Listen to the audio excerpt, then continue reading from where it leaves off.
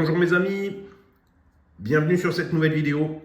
Aujourd'hui, mes amis, petite présentation de la nouvelle CB 40 canaux AM/FM de la marque Retevis. Il s'agit du modèle MB63A. Comme vous le voyez ici sur le côté, je vous avais présenté la dernière fois le MB63 tout court. Petite radio CB vraiment d'entrée de gamme, hein, comme je vous l'avais proposé sur la dernière vidéo. Là, aujourd'hui, c'est la version, on va dire, améliorée, le grand frère, qui reprend exactement, comme vous le voyez, la même caisse, hein, exactement pareil. Mais ils ont pallié, à mon avis, vraiment à pas mal de petites fonctionnalités, de petits soucis pour la mettre vraiment au niveau par rapport aux autres CB comme ça, premier prix, hein, de la même catégorie, en comparaison par exemple du CRT Alpha que j'aime beaucoup, je vous ai déjà présenté sur la chaîne, en comparaison des présidents Billy 2, les petits présidents.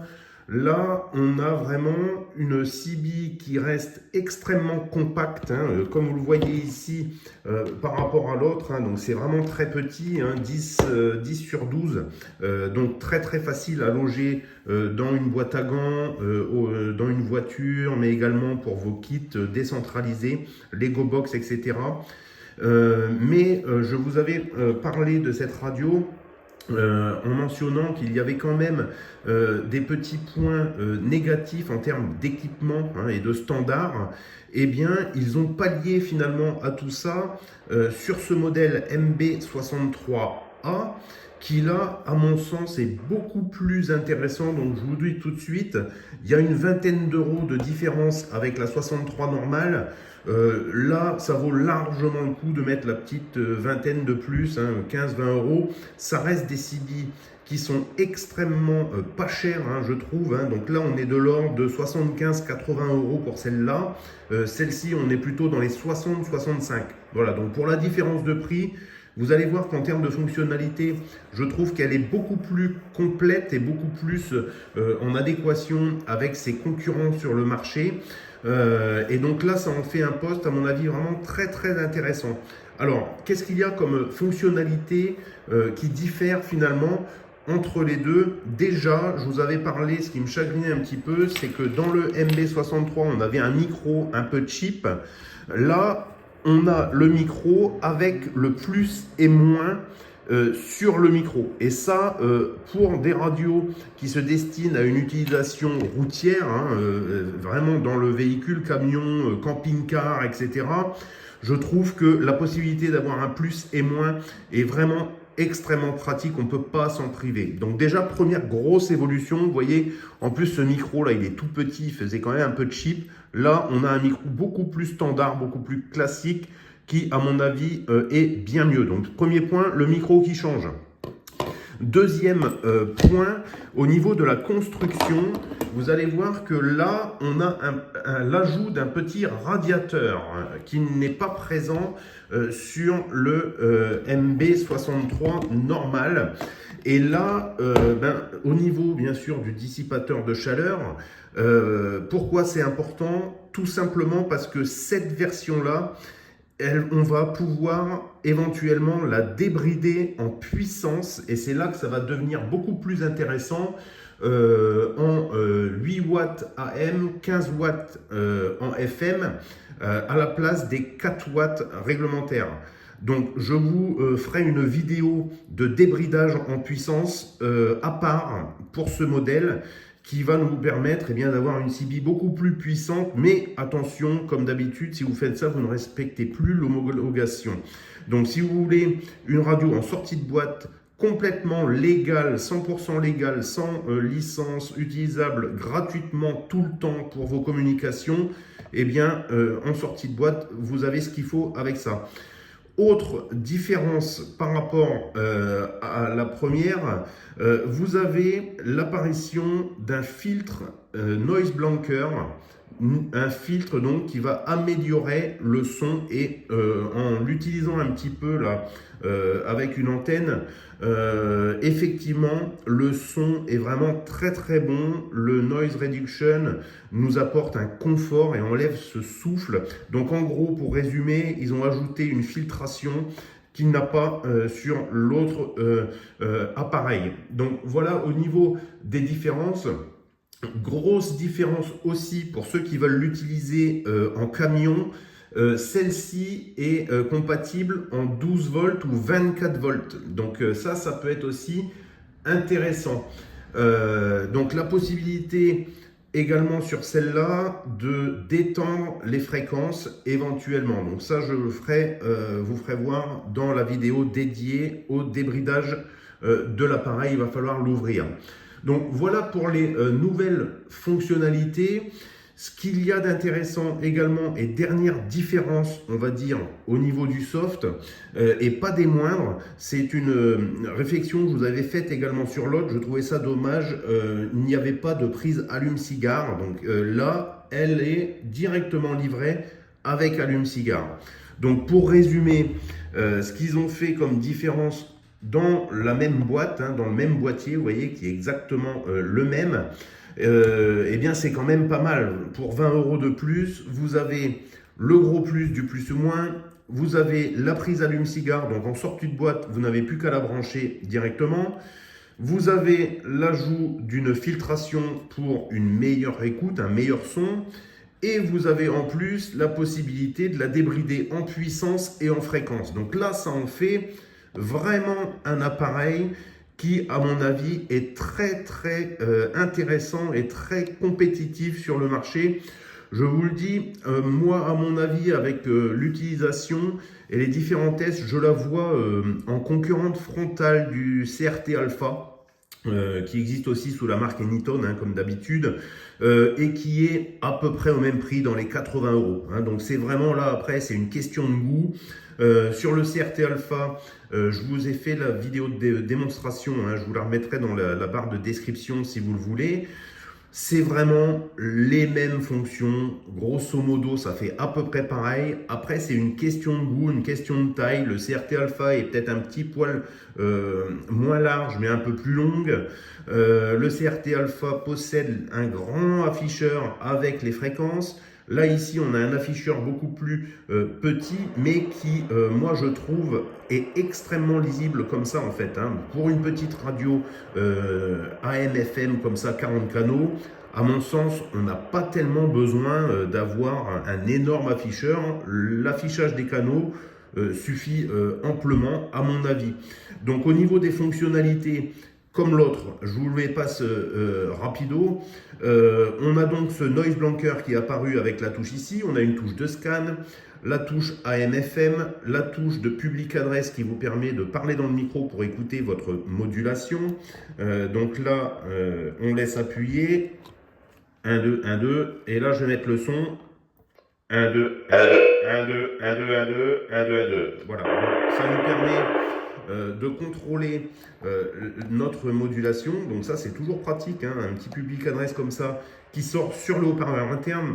Parfois sur certaines CB il faut rajouter une prise externe. Au niveau de la prise externe, je ne vous ai pas précisé, il y a une prise de haut-parleur externe si vous voulez déporter le haut-parleur. Donc quelque chose vraiment qui marche bien là pour le coup et qui comble un petit peu les manques de la première version. Donc, moi je vous conseille vraiment de prendre celle-là à la place de la MB63 normale. Donc c'est la MB63A. Je vais continuer en termes de fonctionnalité. Toujours très simple, vraiment pour un débutant, une sortie de boîte, c'est vraiment impeccable ce genre de petite CB. Vous avez donc le gros bouton de squelch qui est soit activé manuellement comme là ou un squelch automatique.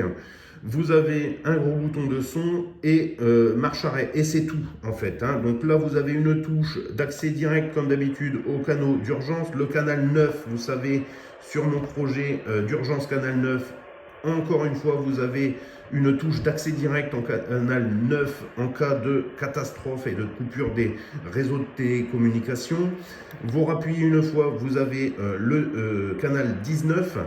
et vous rappuyez une fois, vous retombez sur le canal où vous êtes. Donc très très simple d'utilisation. On voit le petit bar graphe là ici, l'afficheur également orange sur celui-là, blanc sur la première. Donc pour les différencier au premier coup d'œil, c'est vraiment extrêmement lisible, hein. Je ne sais pas ce que vous en pensez, mais quand vous êtes en voiture, vous voyez ça, vous voyez très très bien vraiment ce qui se passe, hein. C'est vraiment impeccable.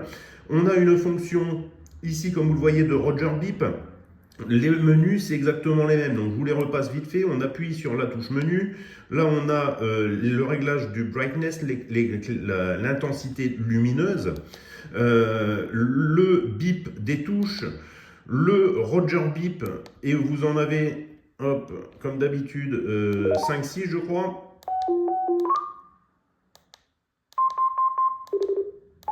Voilà, donc vous avez 6 Roger Beep différents.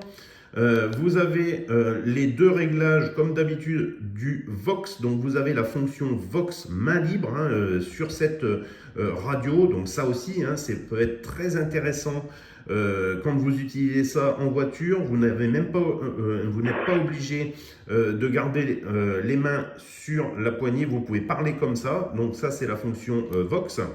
Après, vous avez donc le timeout, hein, donc à 3 minutes, hein, comme d'habitude, et vous avez donc le réglage du squelch automatique à plusieurs niveaux, hein, donc ça monte jusqu'à 9. Donc le 1, le plus sensible. 3, moi personnellement sur mon installation, je le laisse à 4, vous voyez, ça me coupe direct le bruit de fond. Et ensuite, c'est tout. Voilà, donc une fonction, un fonctionnement très très simple. Et eh bien, écoutez, ça marche vraiment plutôt vraiment bien, quoi, en fait, hein, plutôt très très bien, hein. Donc on va faire un petit tour, voir si on capte quelque chose.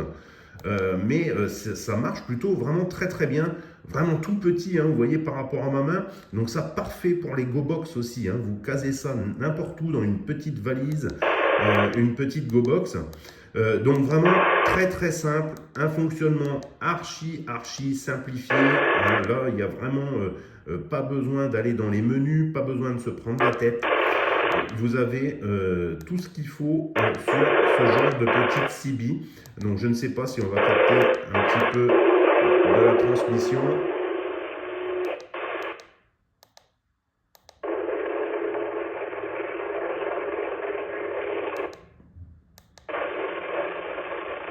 Pas grand chose de net.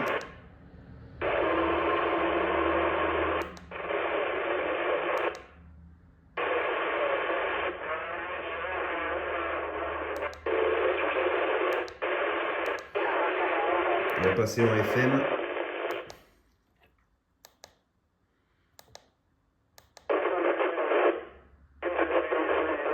Voilà. Station lointaine.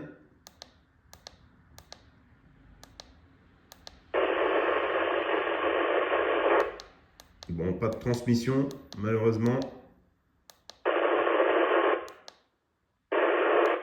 Voilà, donc ce qu'il y a de bien, c'est que vous pouvez lancer directement le scan, vous voyez comme c'est ici.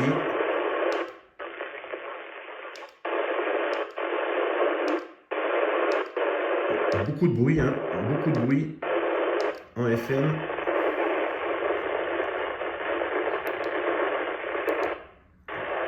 On va revenir en AM. Donc là, je suis passé en squelch manuel pour scanner. Voilà, le scan, comme vous le voyez ici, qui est assez rapide aussi. Donc ça, c'est plutôt pas mal. Donc voilà, je ne fais pas plus long. Une petite CB, on va dire entrée de gamme, AM/FM, homologué 100%, qui marche, comme vous le voyez, très très bien. Moi, j'aime bien l'afficheur, c'est une question de goût, hein. J'aime bien, voilà, juste avoir le numéro de canal comme ça sur ces petites CB. Très simple en fonctionnement, plus moins, la touche menu. En gros, vous êtes sur la route, vous mettez en squelch automatique et vous laissez tourner. Et le gros plus, le gros avantage, bien sûr, c'est ce micro avec les touches plus et moins. Micro vraiment de bonne facture, il me fait vraiment penser à ceux des CRT. D'ailleurs, je pense que c'est le même, hein, de toute façon.